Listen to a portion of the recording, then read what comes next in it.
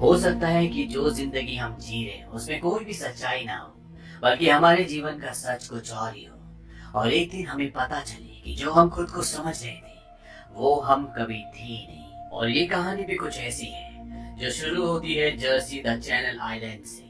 ये वक्त है सन 1945 का। ये वो वक्त था जब वर्ल्ड वॉर टू अभी अभी खत्म हुआ है। और इस आइलैंड पे एक सुनसान जगह पर एक बहुत बड़े घर को दिखाया जाता है। और इसके तुरंत बाद उसी घर के अंदर एक औरत चीखते हुए उठ जाती है। वो बहुत बुरी तरह डरी हुई होती है। शायद उसने कोई बहुत बुरा सपना देखा है। इसका नाम ग्रेस है और वो इस बड़े से घर में अपने दो बच्चों एन और निकोलस के साथ रहती है। तभी घर के बाहर ये दिखाया जाता है कि तीन लोग यहाँ पर आते हैं। ये तीनों की तीनों यहाँ पर काम करने के लिए आए हैं। इनमें सबसे बड़ी लेडी का नाम मिसेस मिल्स होता है, आदमी का नाम मिस्टर टर्टल होता है, और जो लड़की होती है उसका नाम होता है लीडिया। लीडिया बोल नहीं सकती, लेकिन मिसेस मिल्स इस घर की ओनर ग्रेस से कहती है कि जितना ही लगती है उसे उम्र में काफी बड़ी है। दरअसल उसके कहने का मतलब ये होता है कि काम में बहुत अच्छी है। इसके बाद ग्रेस इन सबको घर दिखाना शुरू कर देती है। वो कहती है कि घर पूरी तरह से बिखरा हुआ है। एक हफ्ते पहले न जाने सारे सर्वेंट्स कहाँ चले गए। उन्होंने अपनी सैलरी भी नहीं ली। ग्रेस इन्हें बताती है कि इस घर में 50 दरवाजे और उनकी 15 चाबियां हैं, और तुम दूसरे दरवाजे को तब तक नहीं खोल सकते जब तक कि तुम पहले वाले को लॉक न कर दो। दरअसल ये इस घर का रूल होता है। ग्रेस ने ये भी बताती है कि इस घर में न टेलीफोन है, न टीवी है, न रेडियो है, क्योंकि हमें यहाँ पर पूरी तरह से साइलेंस चाहिए और यहाँ पर इलेक्ट्रिसिटी भी नहीं होती। और इसका कारण ग्रेस इन सबको ये बताती है कि जब जर्मन्स ने पूरी तरह से इलेक्ट्रिसिटी काट दी थी तो हम काफी वक्त तक बिना इलेक्ट्रिसिटी के रहे थे, और अब हमें इस चीज की आदत हो चुकी है। और अब वो इन तीनों को अपने बच्चों से मिलवाने के लिए ले जाती है, लेकिन उनके कमरे में जाने से पहले वो इन्हें बोलती कि चारों तरफ पर्दे लगा दो। और चारों तरफ पर्दे लगाने से कमरे में पूरी तरह से अंधेरा हो जाता है। ग्रेस लैंप चलाती है और वो इन तीनों को अपने बच्चों के कमरे में ले जाती है, जहाँ पर ये तीनों एन और निकोलस से मिलते हैं। ग्रेस इन्हें बताती है कि मेरे दोनों बच्चे फोटो सेंसिटिव हैं, यानी कि इन्हें लाइट से एलर्जी है, इसीलिए हमें घर के अंदर हमेशा अंधेरा रखना पड़ता है। डॉक्टर भी आज तक इनका इलाज नहीं ढूंढ पाए, और मेरे पति आज से 1.5 साल पहले वॉर में गए थे। हालांकि अब वर्ल्ड वॉर खत्म हो चुका है, लेकिन वो कभी भी लौट कर नहीं आए। उनका कुछ भी पता नहीं चला। अब ये तीनों के तीनों इस घर में काम करना शुरू कर देते हैं। और एक दिन ग्रेस को अपने बच्चे के रोने की आवाज आती है। वो भागते हुए अपने छोटे बेटे निकोलस के कमरे में जाती है, लेकिन वो पढ़ाई कर रहा होता है। वो कहता है कि मॉम मैं नहीं रुका। और ग्रेस को लगता है कि ये मेरी बेटी थी। वो भागते हुए अपनी बेटी के कमरे में जाती है, और वहां पर वो देखती है कि एन भी नहीं रो रही होती। वो एन से बोलती है कि तुम रो रही थी। एन कहती कि नहीं, वो मैं नहीं थी बल्कि वो विक्टर था। ये नाम सुनकर ग्रेस पूरी तरह से हैरान हो जाती है। वो कहती कि विक्टर कौन है। एन कहती कि वो लड़का जो अभी कुछ देर पहले यहाँ पर था, वो रो रहा था क्योंकि उसे अपना घर छोड़ना पड़ा और उसे ये जगह बिल्कुल भी पसंद नहीं है।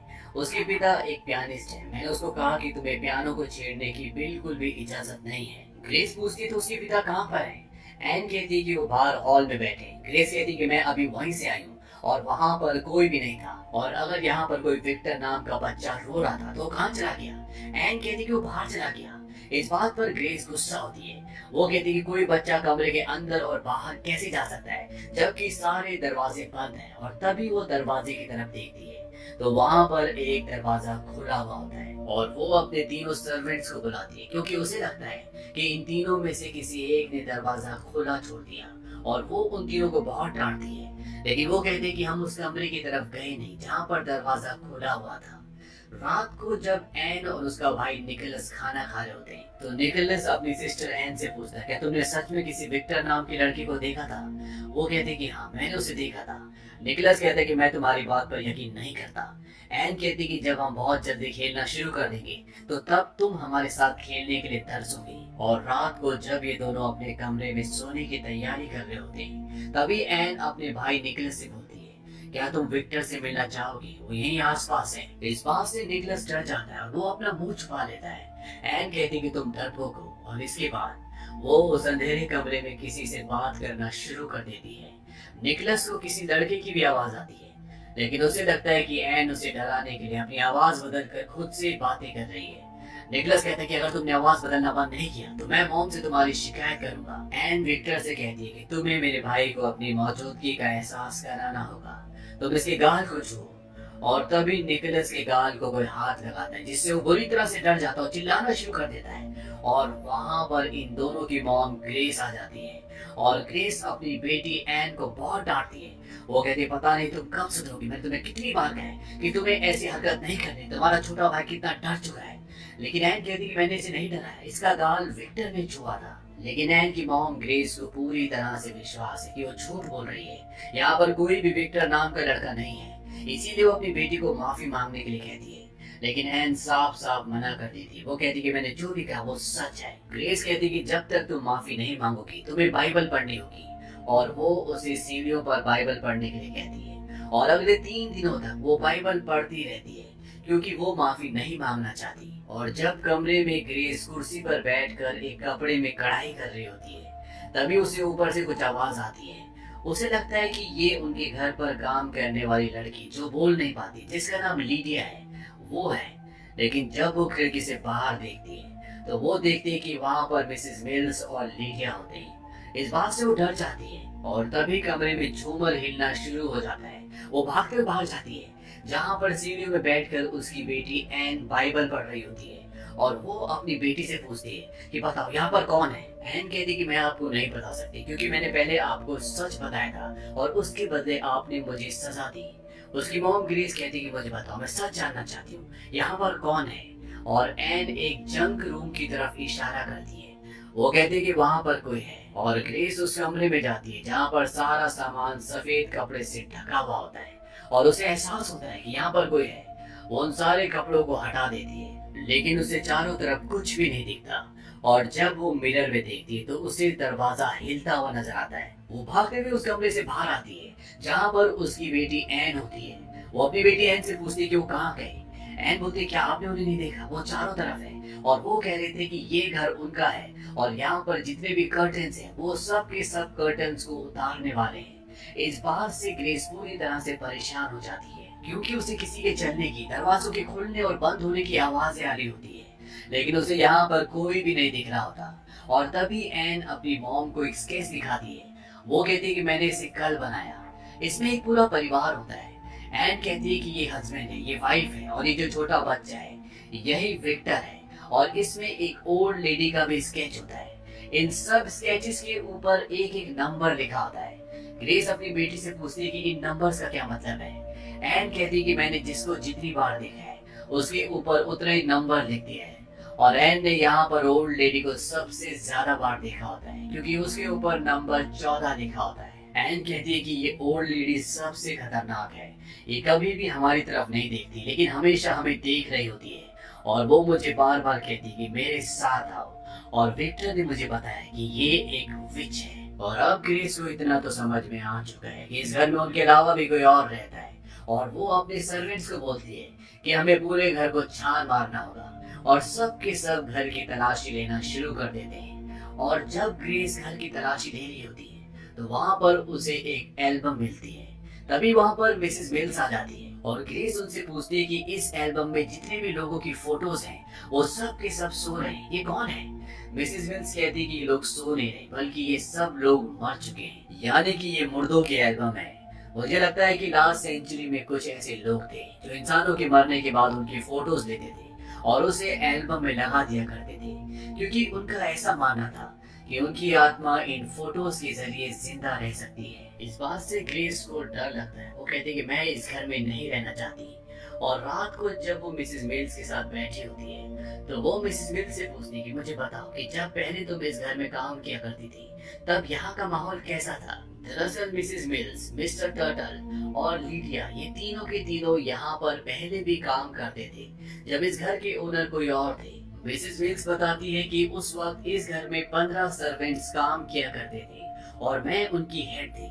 इसके बाद इस घर के ओनर लंदन शिफ्ट हो गए, उनका धीरे धीरे यहाँ पर आना कम हो गया और ये घर पूरी तरह से खाली हो गया। और अंत में मैं, मिस्टर टर्टल और लीडिया हम तीनों यहाँ पर बचे।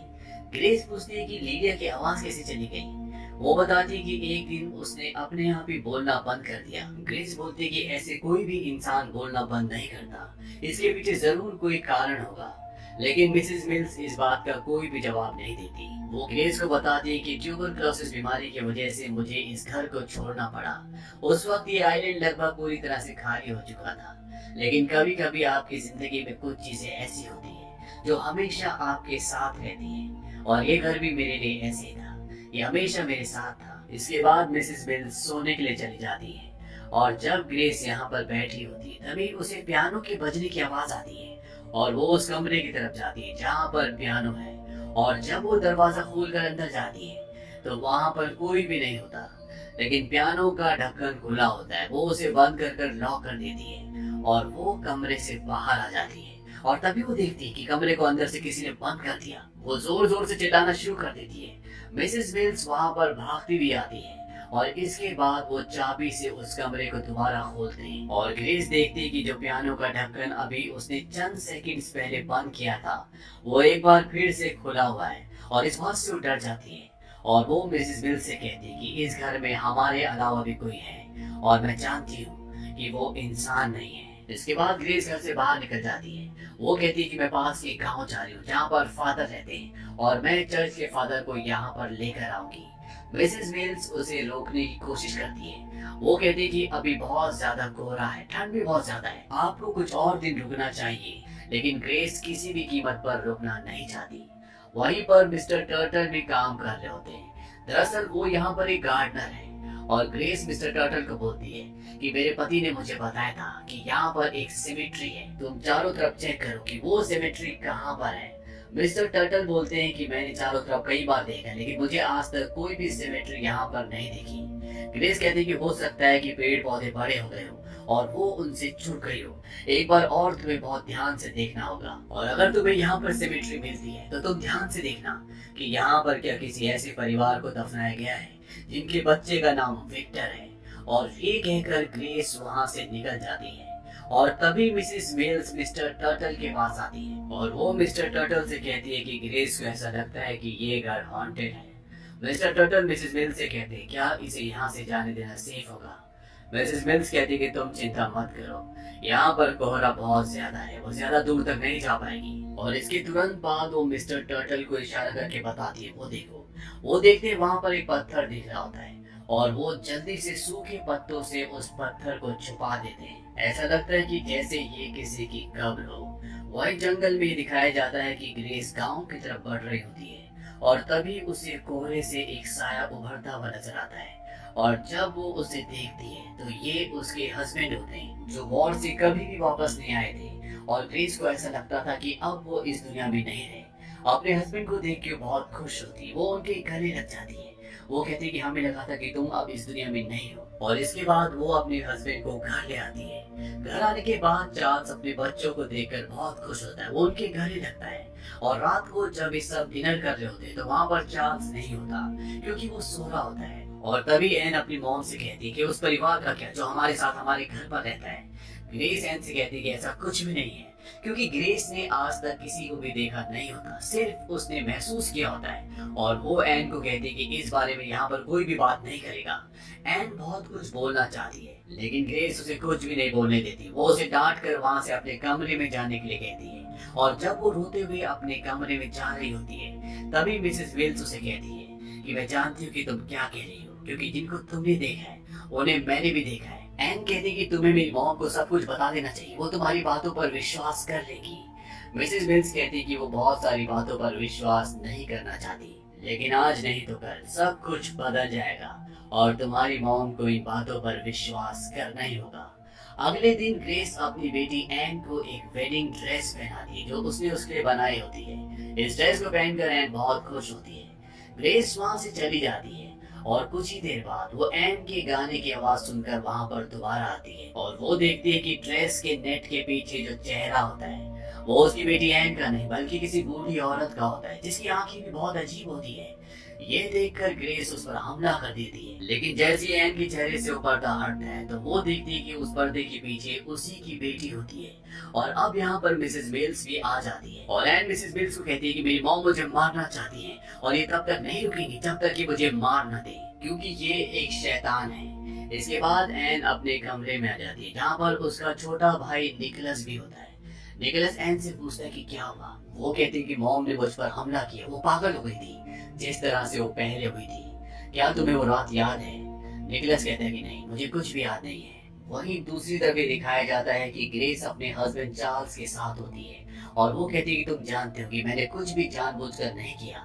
लेकिन यहाँ पर चार्ल्स पूरी तरह से बदला हुआ होता है, वो पूरी तरह से बदहवास होता है। ऐसा लगता है कि मानो उसे कुछ बातों पर यकीन ही ना हो। वो किसी भी बात का कोई जवाब अच्छे से नहीं दे रहा होता। वो कहता है कि मैं यहाँ पर अपने परिवार को गुड बाय कहने के लिए आया हूँ, मुझे जाना होगा। ग्रेस कहती है कि तुम कहाँ जाना चाहते हो? वो कहता है कि फ्रंट पर, जहाँ पर वॉर चल रही है। ग्रेस कहती है कि तुम ये क्या कह रहे हो? वॉर कब की खत्म हो चुकी है और पहले भी तुम हम सबको छोड़कर चले गए थे।